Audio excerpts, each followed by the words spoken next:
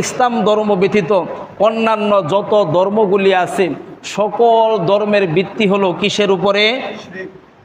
আরেকটু জোরে বলেন, কিসের উপরে?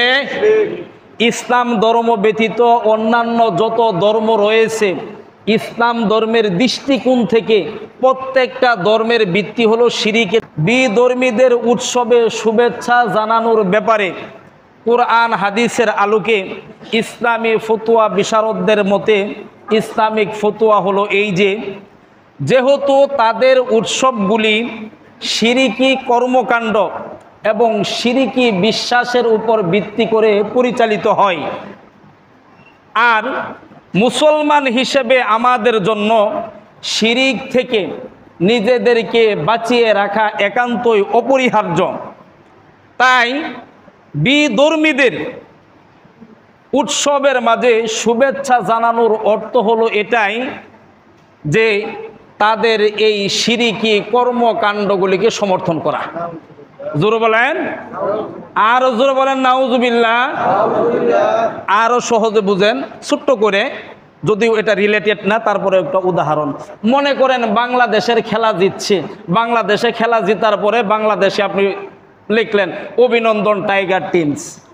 এর অর্থ কি? যে বাংলাদেশের দলেরা ভালো খেলছে, তারা জিতছে, আমি বাংলাদেশের পক্ষের দলকে অভিনন্দন জানাইলাম, তাদের সাথে একাত্মতা পোষণ করলাম। কথা এটাই তো ঠিক, বলেন এটাই তো ঠিক কিনা?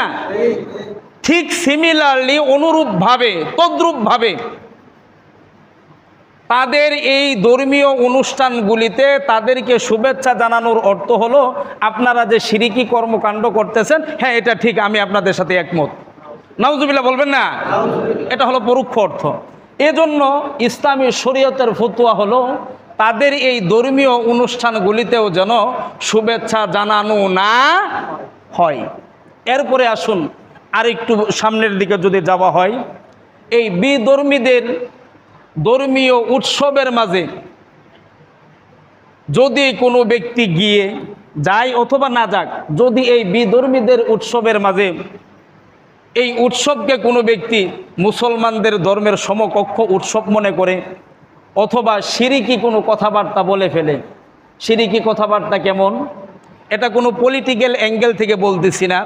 যেমন গত বছর কোনো এক রাজনৈতিক দলের কোনো এক রাজনৈতিক ব্যক্তি এমন কথাও বলেছিলেন যে এইবার মা দুর্গা সুসংবাদ এবং কল্যাণ বয়ে আমাদের মাঝে আসছে।